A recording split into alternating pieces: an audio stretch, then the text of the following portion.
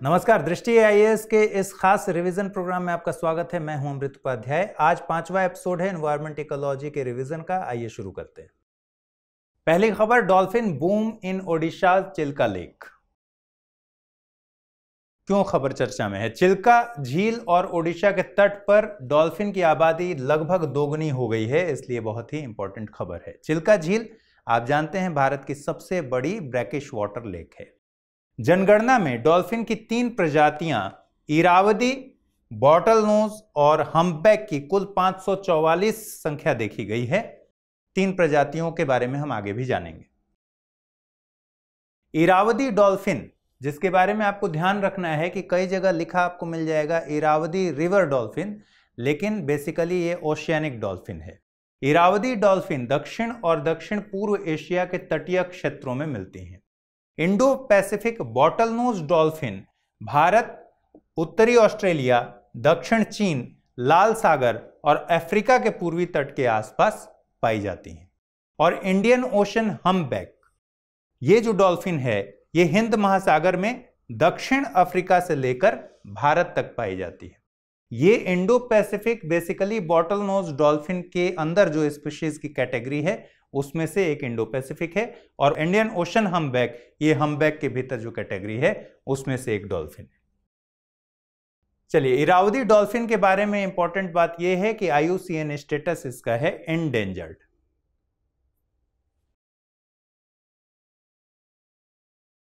अब अगली खबर, Indian rhino vision 2020। Indian rhino vision 2020 अभी खत्म हुआ है। अंतिम एक्शन के तौर पर असम के पोबितोरा वन्यजीव अभयारण्य से मानस नेशनल पार्क में 2 राइनो स्थानांतरित किए गए हैं। अंतिम चरण में पोबितोरा वन्यजीव अभयारण्य और काजीरंगा राष्ट्रीय उद्यान से मानस में कुल 22 गैंडे स्थानांतरित हुए हैं। कई बार ऐसे भी खबर आ जाएंगे कि जैसे पोबितोरा कहां है, तो आपको ध्यान पे रखना होगा कि असम में है। पोबितोरा की बात हो रही है, काजीरंगा आप जानते ही होंगे, मानस आप जानते ही होंगे, पोबितोरा एक आपके लिए नया नाम हो सकता है। IRV के बारे में जानते हैं, Indian rhino vision. Indian rhino vision 2020 जो कि खत्म हुआ, उसकी शुरुआत हुई थी 2005 में। उद्देश्य क्या था? असम में 3000 ग्रेटर वन हॉर्न राइनो की आबादी को हासिल करना, तो ये ऑलमोस्ट सक्सेसफुल रहा है। IRV 2020 असम सरकार का वन विभाग, इसकी अगुवाई में WWF India, international rhino foundation, Bodoland territorial council और कई अन्य संगठनों के साथ मिलकर एक इनिशिएटिव लिया गया था राइनो कंजर्वेशन के लिए। ठीक है, वन हॉर्न राइनो, एक सींग वाले गैंडे, आपने बहुत पढ़ा होगा। उत्तर भारत और दक्षिणी नेपाल में घास के मैदान और आसपास के वनों में इनका निवास है। ग्रेटर वन हॉर्न राइनो घास चरते हैं। ग्रेटर वन हॉर्न राइनो दरअसल राइनो की जो स्पीशीज हैं उसमें से एक है, और ग्रेटर वन हॉर्न राइनो वन्य जीव संरक्षण अधिनियम 1972 के शेड्यूल 1 में शामिल है, और IUCN स्टेटस इसका है vulnerable. Sumatra, Java, black, white, greater one horn rhino, ये सारे स्पीशीज दुनिया भर में मिलते हैं। इसमें से एशिया में मिलते हैं जो वो जावा और सुमात्रा, और ग्रेटर वन हॉर्न राइनो ये एशिया में पाए जाते हैं। जावा और सुमात्रा, इन दोनों का जो IUCN स्टेटस है वो है क्रिटिकली इंडेंजर्ड, CR, जबकि जो वन हॉर्न राइनो है वो वल्नरेबल है। जावा, सुमात्रा राइनो और ग्रेटर वन हॉर्न राइनो ये लिस्टेड हैं साइट्स के अपेंडिक्स 1 में, और वन हॉर्न राइनो के संरक्षण के लिए 2019 में देश में राष्ट्रीय राइनो संरक्षण स्ट्रेटजी लॉन्च किया गया था। चलिए अगली खबर, बायोडायवर्सिटी हेरिटेज साइट। क्या है बायोडायवर्सिटी हेरिटेज साइट? आगे जब हम बात करेंगे तो मैं लिखूंगा इसको BHS। महाराष्ट्र में सिंधुदुर्ग जिले में अंबोली की एक जगह है जिसे BHS घोषित किया गया है, बायोडायवर्सिटी हेरिटेज साइट घोषित किया गया है। क्यों घोषित किया गया है? मीठे पानी की मछली की एक दुर्लभ प्रजाति की वजह से यह घोषणा हुई है, और प्रजाति का नाम क्या है? प्रजाति का नाम है सिस्तुरा हिरण्यकेशी। सिस्तुरा हिरण्यकेशी। पहले बीएचएस घोषित हो चुके हैं, उनके बारे में भी जान लीजिए।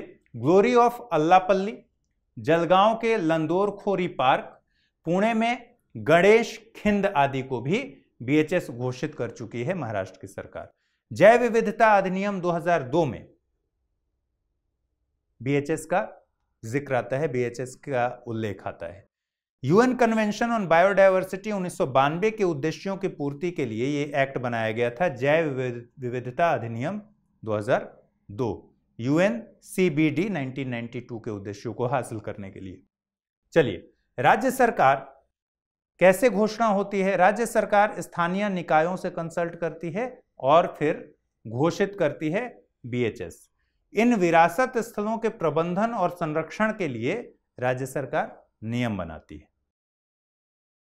अब बीएचएस कहां कहां हो सकते हैं? वो भूमिगत भी हो सकते हैं, लैंड पर भी हो सकते हैं, कोस्टल इलाके में हो सकते हैं, अंतःजलीय भी हो सकते हैं, समुद्री भी हो सकते हैं, हर इलाके में हो सकते हैं। बीएचएस होने की शर्तें क्या क्या हैं? बीएचएस घोषित करने की शर्तें: स्थानीय प्रजाति, उच्च स्थानीयता, दुर्लभ या थ्रेटेंड स्पीशीज की उपस्थिति हो वहां, या फिर की स्टोन प्रजाति की उपस्थिति हो तो राज्य सरकार बीएचएस घोषित कर सकती है। बेंगलुरु में, ये तो महाराष्ट्र की बात हो रही थी, अब बेंगलुरु में नेल्लूर टैरामिंड ग्रोव, चिकमंगलूर का होग्रेकन, बेंगलुरु का कृषि विज्ञान विश्वविद्यालय, इन सब को भी बीएचएस घोषित किया जा चुका है। मणिपुर में इसी तरीके से, ये बेंगलुरु हो गया। अब मणिपुर में दियलोंग गांव, तेलंगाना में अमीनपुर झील और असम में माजुली द्वीप आदि प्रमुख बीएचएस हैं। बायोलॉजिकल डाइवर्सिटी एक्ट 2002, क्योंकि इसका जिक्र आ गया है तो इसके बारे में जानना जरूरी है। बायोलॉजिकल डाइवर्सिटी एक्ट 2002 एक्ट में बायोलॉजिकल रिसोर्सेज के एक्सेस के लिए 3 तरह की संरचना है, 3 टियर स्ट्रक्चर है, नेशनल लेवल पर, स्टेट लेवल पर और लोकल बॉडीज के लेवल पर। नेशनल लेवल पर एनबीए है, national biodiversity authority, state biodiversity boards state के लेवल पर, और बायोडायवर्सिटी मैनेजमेंट कमिटीज ये होती हैं लोकल लेवल्स पर। 2003 में नेशनल बायोडायवर्सिटी अथॉरिटी की स्थापना की गई थी और ये एक सांविधिक निकाय है, स्टैट्यूटरी बॉडी है।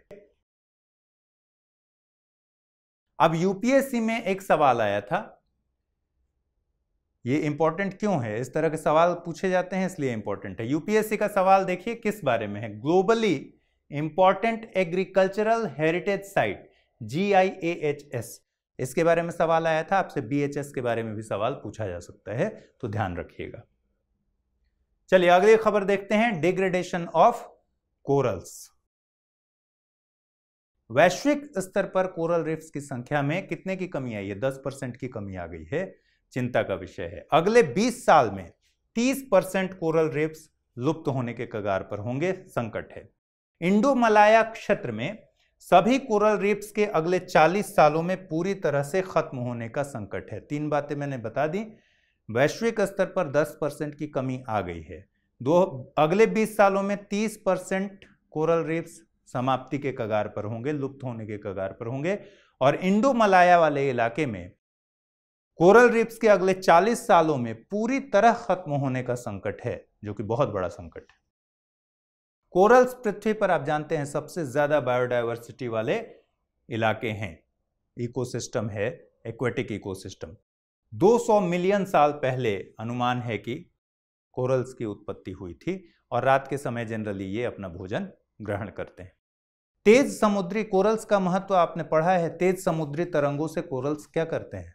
रक्षा करते हैं, इसलिए बहुत इंपॉर्टेंट है, बैरियर का काम करते हैं। समुद्री मछलियों के लिए और बाकी जो जीव हैं उनके लिए ब्रीडिंग, नेस्टिंग और फीडिंग के लिए ये महत्वपूर्ण जगह हैं। कोरल्स का महत्व इतना है। इंडोनेशिया में कोरल रीफ्स का एरिया सबसे ज्यादा है और दक्षिण एशिया में कहां कहां पाए जाएंगे corals? India, Maldives, Sri Lanka, Chagos द्वीप में सबसे ज्यादा कोरल्स पाए जाते हैं। कहां? साउथ एशिया में। अब ग्रेट बैरियर रीफ के बारे में आपने सुना है, great barrier reef group of corals. तो सबसे बड़ा जो कोरल समूह है वो है ग्रेट बैरियर रीफ। कहां पर है? ऑस्ट्रेलिया में। और कहां पर? क्वींसलैंड में है, क्वींसलैंड के तट पर। भारत में कहां कहां पाए जाते हैं, इस पर सवाल भी आया था, अभी देखेंगे। भारत में मन्नार की खाड़ी, अंडमान निकोबार द्वीप समूह, लक्षद्वीप और कच्छ की खाड़ी, ये बहुत ही इंपॉर्टेंट बात है, यहां कोरल पाए जाते हैं। कोरल्स के लिए संकट क्यों है, इस बात को भी समझना होगा, कई बार इस पर भी क्वेश्चन आ सकता है। तटीय क्षेत्रों में जो डेवलपमेंट के काम हो रहे हैं बहुत तेजी के साथ, एक तो बड़ा कारण यही है। और जो मत्स्यन के हमारे यहाँ गलत, पूरे दुनिया में जो गलत तरीके से मत्स्यन किया जाता है वो भी एक बड़ा कारण है। ठीक है, चलिए, घरेलू और औद्योगिक कचरे के चलते सारे कचरे कहां जाते हैं? समुद्र में। तो कचरे के चलते प्रवालों को नुकसान होता है। गाद का तेजी से बढ़ने की वजह से, डिपॉजिट जो होता है, अति खनन की वजह से, ग्लोबल वार्मिंग आदि से इनको बहुत ज्यादा संकट है। अब ये क्वेश्चन है, क्वेश्चन देखिए, सीधे सीधे क्या क्वेश्चन पूछा है यूपीएससी ने 2014 में कि ये जगह दे दी अंडमान निकोबार, कच्छ, मन्नार और सुंदरबन, कह रहा है कि कहां पर कोरल रीफ्स पाए जाते हैं, सीधा सवाल है। चलिए, draft amendment to forest conservation act, ये अगली खबर है। फॉरेस्ट कंजर्वेशन एक्ट कब का है? 1980 का है और इसमें कई संशोधन, अमेंडमेंट्स प्रस्तावित किए गए हैं वन क्षेत्रों में बुनियादी ढांचा परियोजनाओं के लिए आसानी करने के लिए। ठीक है, बुनियादी ढांचा परियोजनाएं किन इलाकों में? वन क्षेत्रों में। जंगलों में क्या क्या बुनियादी ढांचा परियोजनाएं में क्या क्या होंगे? जंगलों से होकर रेलवे, सड़क, वृक्षारोपण, तेल की खोज, वन्य जीव पर्यटन और रणनीतिक परियोजनाओं को छूट देने का प्रस्ताव रखा गया है। बहुत ज्यादा रेस्ट्रिक्टेड था, तो अब इसमें छूट देने का प्रस्ताव रखा गया है इंफ्रास्ट्रक्चर डेवलपमेंट के लिए। उद्देश्य क्या है? उद्देश्य यह है कि राज्य सरकार निजी व्यक्तियों को और निगमों को वन भूमि पट्टे पर दे सके, राज्य सरकार को यह अधिकार मिल जाए। 1996 में क्या हुआ था? सुप्रीम कोर्ट ने एफसीए के कवरेज का विस्तार किया था। FCA, forest conservation act. तो फॉरेस्ट कंजर्वेशन एक्ट के कवरेज का विस्तार किसने किया था? सुप्रीम कोर्ट का। इसका सीधा सा मतलब यह है कि सुप्रीम कोर्ट ने रेस्ट्रिक्शंस को और ज्यादा कड़ा कर दिया था, बहुत ज्यादा इलाकों को कवर कर दिया था कि बिना अनुमति आप वहां कोई भी काम नहीं कर सकेंगे। इसमें उन सभी भूमि को एफसीए के प्रावधानों के द्वारा संरक्षित किया गया था जो जंगल की परिभाषा में आते हैं। ठीक है, अभी हमने देखा ना कि जंगलों में सड़क के बारे में बात हो रही है, इंफ्रास्ट्रक्चर के बाकी जो चीजें हैं उसके बारे में बात हो रही है। तो 1996 में सुप्रीम कोर्ट ने एफसीए के कवरेज का विस्तार किया था और जो भी जंगल की परिभाषा में शामिल जगहें हैं वहां रेस्ट्रिक्शंस की बात कही थी। ठीक, अब अगर ये हो गया, अमेंडमेंट आ गया, तो इसमें क्या होगा? सुप्रीम कोर्ट के उस फैसले के से जो लिमिट हुआ था उसमें आसानी हो जाएगी सरकार को कि अब आप इंफ्रास्ट्रक्चर खड़ा कर पाएंगे। चलिए, एफसीए 1980 के बारे में जानिए। फॉरेस्ट कंजर्वेशन एक्ट 1980 किस लिए आया होगा? देश में वनों की कटाई को नियंत्रित करने के लिए, और कानून है, जाहिर सी बात है, एक्ट है। केंद्र सरकार, एक्ट कहता क्या है कि केंद्र सरकार की पूर्व मंजूरी के बिना किसी भी गैर वानिकी कामों के लिए कटाई को क्या किया गया है? प्रतिबंधित किया गया है। ठीक है, इस क्लियरेंस की प्रक्रिया में कौन कौन शामिल होंगे? इस क्लियरेंस की प्रक्रिया में स्थानीय वन अधिकार धारकों और वन्य जीव अधिकारियों से सहमति प्राप्त करना भी शामिल होता है। केंद्र को अधिकार है कि ऐसे अनुरोध जब आए तो उसको अस्वीकार कर सके या कानूनी रूप से बाध्यकारी शर्त के साथ अनुमति देने, दोनों के का अधिकार है केंद्र के पास।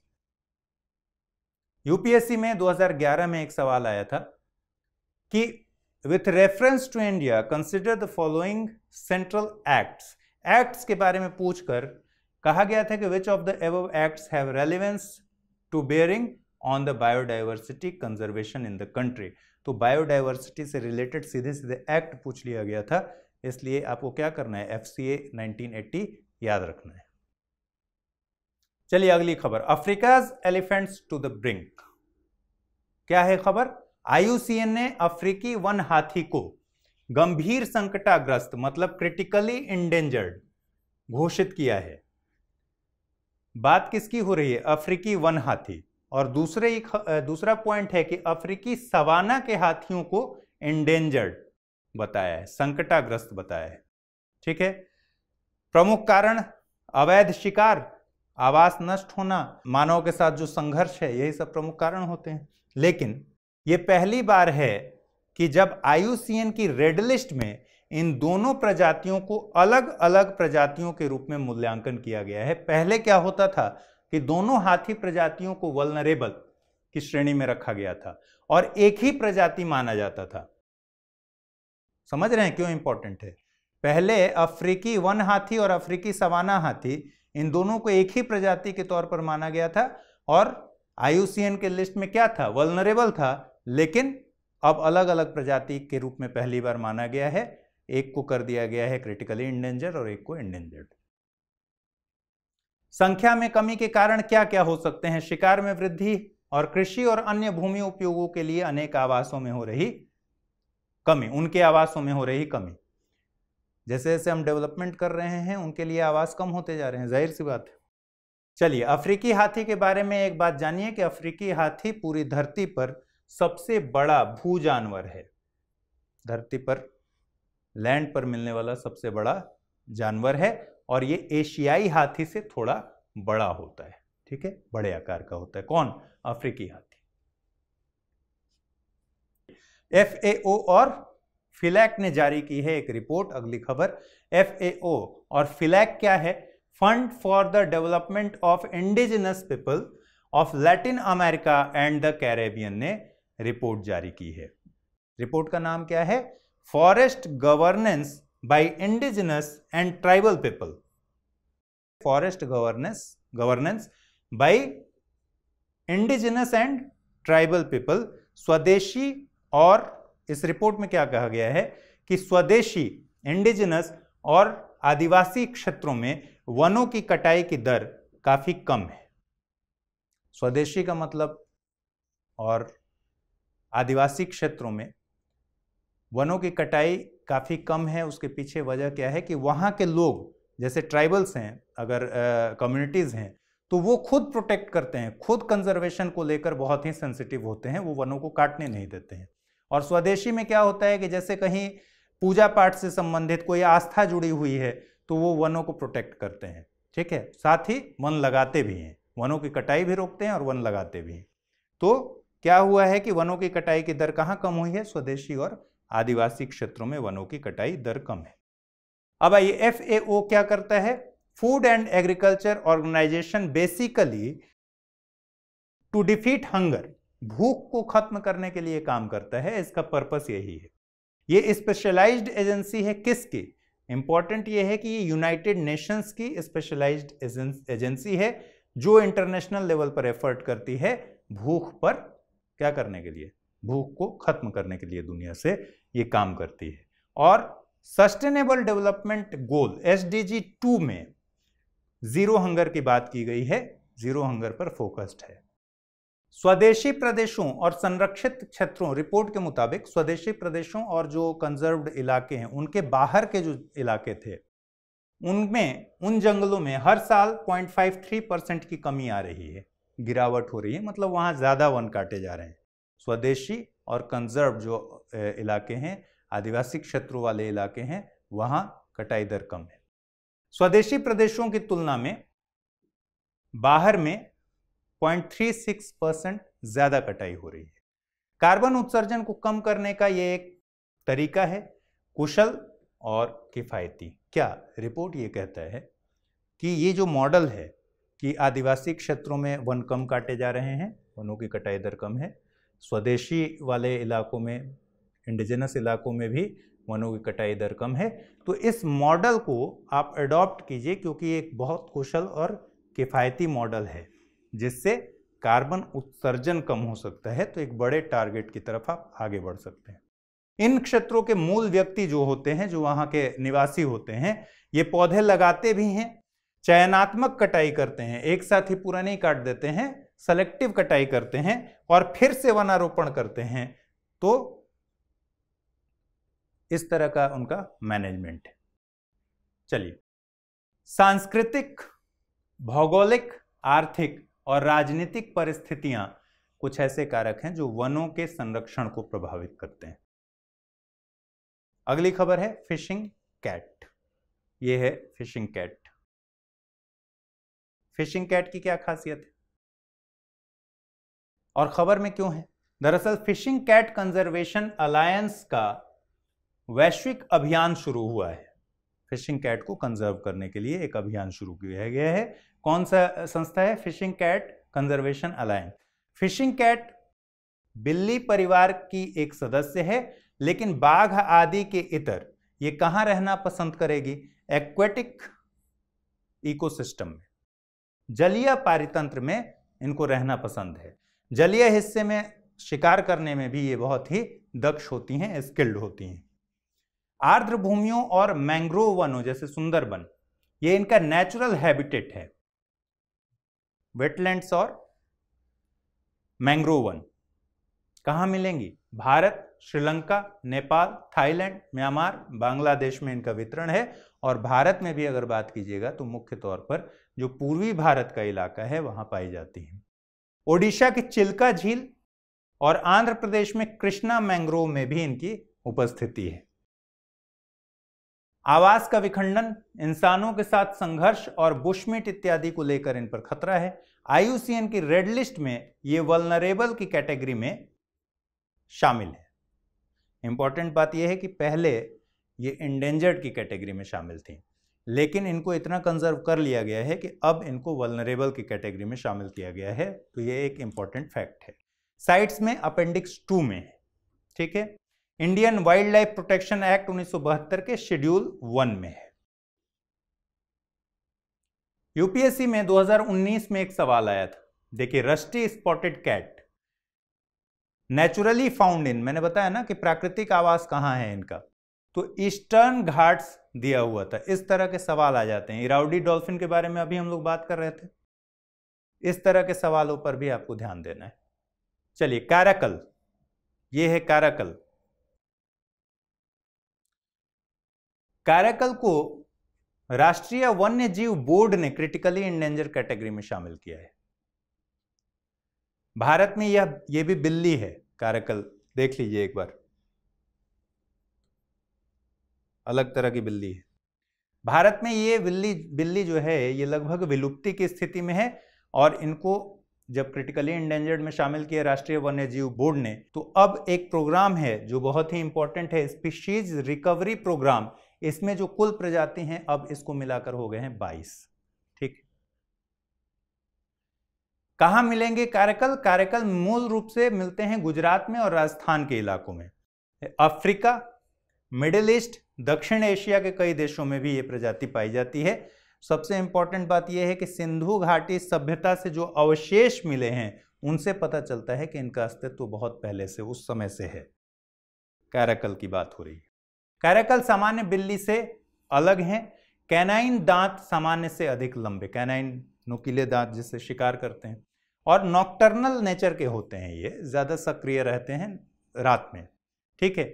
स्पीशीज रिकवरी प्रोग्राम, जैसा मैंने बताया कि ये एक इंपॉर्टेंट बात है, किसका हिस्सा है? Integrated development of wild life habitats के अंतर्गत ही ये शामिल है, species recovery programme.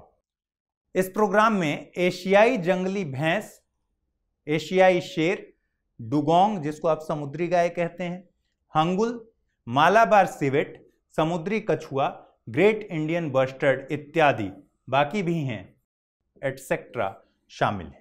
Species recovery programme के बारे में क्या आपको जानना है कि इस देश की कंट्रीज फ्लैगशिप स्पीशीज जो थ्रेट्स है, जिन भी स्पीशीज पर थ्रेट्स है, उनके कंजर्वेशन के लिए ये एक प्रोग्राम है, रिकवरी प्रोग्राम है। चलिए, माइग्रेटरी बर्ड्स लीव चिल्का। ये इंपॉर्टेंट खबर है।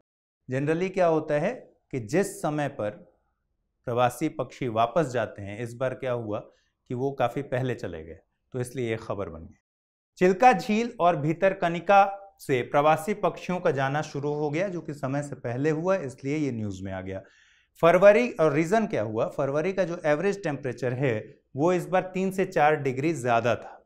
सामान्यतः मार्च के मध्य में या फिर अप्रैल की शुरुआत में ये लोग वापस जाना शुरू करते हैं माइग्रेटरी बर्ड्स, लेकिन इस बार फरवरी में ही वापस चले गए। ठीक है। एशिया का चिल्का के बारे में आप जानते ही हैं, एशिया का सबसे बड़ा खारे पानी का लैगून है। अब चिल्का के बारे में जो एक और इंफॉर्मेशन कि 1981 में फर्स्ट टाइम रामसर कन्वेंशन के तहत इसको अंतर्राष्ट्रीय महत्व की आर्द्र भूमि के तौर पर नॉमिनेट किया गया था।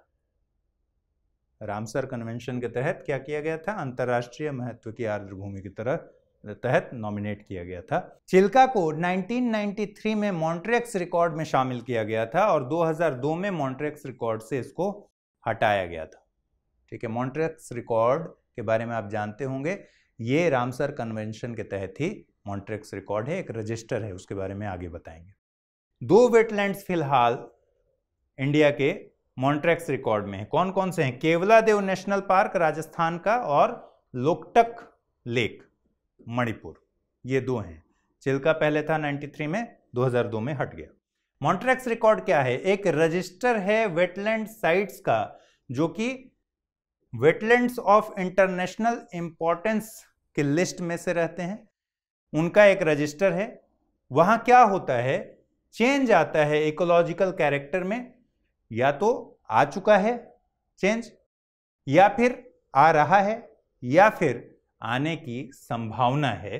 किस वजह से?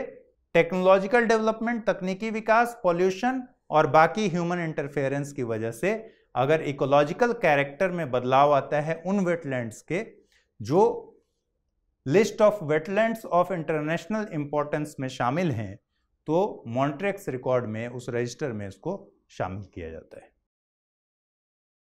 चलिए, भीतरकनिका के बारे में भी जिक्र आ गया कि चिल्का और भीतरकनिका से माइग्रेटरी बर्ड्स वापस जा रहे हैं, तो जान जाइए कि दूसरा बड़ा मैंग्रोव फॉरेस्ट है भीतरकनिका सुंदरबन के बाद। ठीक है। भीतरकनिका नेशनल पार्क भी है, तो भीतरकनिका नेशनल पार्क सुंदरबन के बाद भारत का दूसरा बड़ा मैंग्रोव फॉरेस्ट है। और मैंग्रोव इकोसिस्टम जानते हैं आप, जैव विविधता की दृष्टि से सबसे समृद्ध है भीतरकनिका, ये तो आपने पढ़ा होगा। फूलों के वेरिएशन को लेकर भी इसका बहुत नाम है।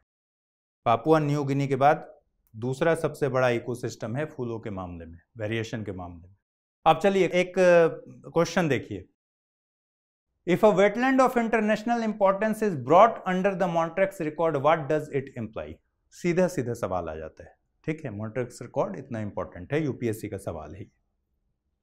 चलिए, green house gas emissions from food production, इस पर एक अध्ययन हुआ है, ग्रीन हाउस गैस उत्सर्जन पर। अध्ययन क्या है? 1990 से लेकर 2015 के बीच खाद्य पदार्थों से हुए उत्सर्जन का विश्लेषण किया गया है। तो यह पूरा अध्ययन खाद्य पदार्थों से हुए उत्सर्जन पर फोकस है। यह कहता क्या है कि मानवीय गतिविधियों द्वारा जो ग्रीन हाउस गैसेस का उत्सर्जन होता है, उसमें खाद्य पदार्थों की बहुत बड़ी भूमिका है, और ये विकासशील देशों की सबसे अधिक भूमिका है खाद्य पदार्थों के द्वारा जो उत्सर्जन होता है उसमें। ठीक है। हालांकि उत्सर्जन के दर में कमी आ रही है। ठीक है। विकासशील देशों से जो उत्सर्जन हो रहा है उसमें कमी आ रही है, लेकिन फिर भी मात्रा के हिसाब से विकासशील देशों की भूमिका सबसे ज्यादा है। ठीक है। विकासशील देशों में वनों की कटाई में फिलहाल कमी आ रही है और फूड प्रोसेसिंग जो इंडस्ट्री है, जो गतिविधियां हैं, वो बढ़ रही हैं, ये रिपोर्ट कहती है। 2015 में हुए कुल उत्सर्जन में खाद्य पदार्थों का जो हिस्सा था वो 34% था। भूमि के इस्तेमाल में बदलाव, कृषि उत्पादन से लेकर उसकी पैकेजिंग, उर्वरक के इस्तेमाल और अपशिष्ट की भागीदारी इस उत्सर्जन में। ठीक है। चलिए, 2015 में कुल मिलाकर 18 बिलियन टन CO2 उत्सर्जन के लिए खाद्य पदार्थ जिम्मेदार हैं। खाद्य पदार्थों से जो उत्सर्जन होता है उसमें सबसे बड़ा कारक क्या है? सबसे बड़ा हिस्सा है धान की फसल, आप जानते हैं, और मवेशियों से निकलने वाले जो मीथेन है उससे। इंटरनेशनल डे ऑफ फॉरेस्ट्स क्यों इंपॉर्टेंट है? 21 मार्च को अंतर्राष्ट्रीय वन दिवस मनाया जाता है। दुनिया भर के ग्रीन कवर के महत्व को यह दर्शाता है। थीम इस बार की क्या थी? थीम थी forest restoration a path to recovery and well being. ठीक है, forest restoration a path to recovery and well being. इसके थीम की खासियत यह है कि इसकी थीम इस तरह से रखी जाती है कि UN decade on ecosystem restoration 2021 to 2030 के अनुकूल इसकी थीम बनाई जाती है।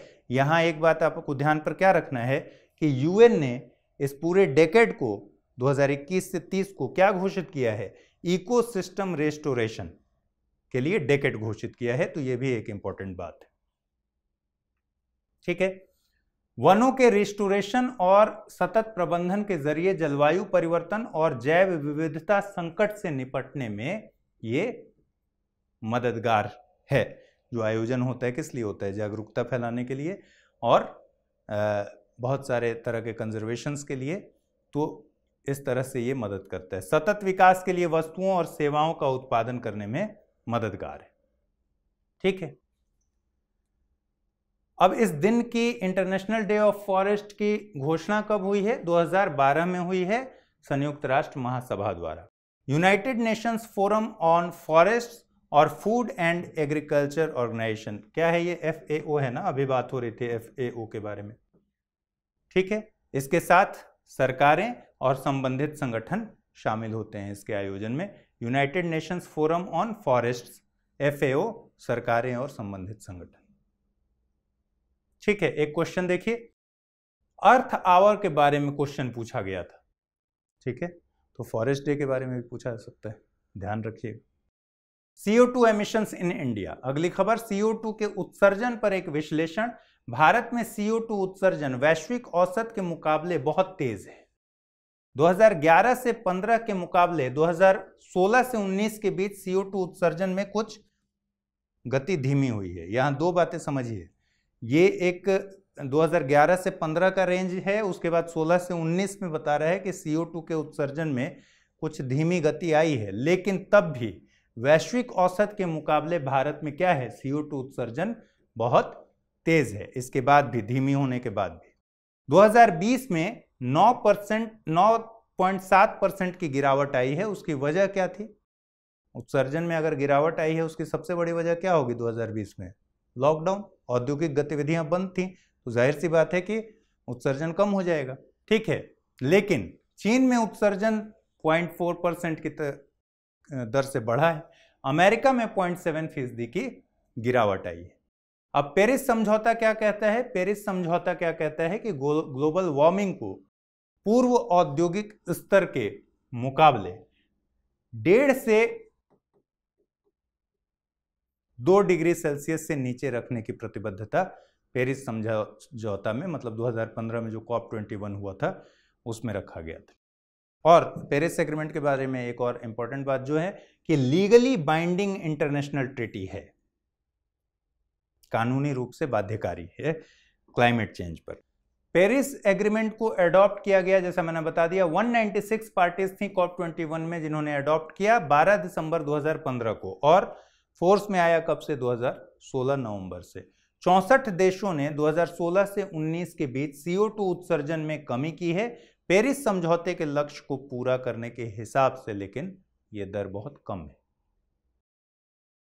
चलिए, फ्रेश वाटर फिश एक्सटिंक्शन, मीठे पानी की मछलियां विलुप्त होने के कगार पर हैं। दुनिया के 16 संरक्षण संगठनों ने प्रकाशित की है एक रिपोर्ट, और उस रिपोर्ट का नाम क्या है? World's forgotten fishes. World's forgotten fishes दुनिया के 16 संरक्षण संगठनों ने मिलकर तैयार किया है। इसमें WWF भी है, ग्लोबल वाइल्ड लाइफ कंजर्वेशन जैसी संस्थाएं, जैसे संगठन शामिल हैं इस रिपोर्ट को तैयार करने में। वजह क्या है? क्यों विलुप्ति के कगार पर हैं?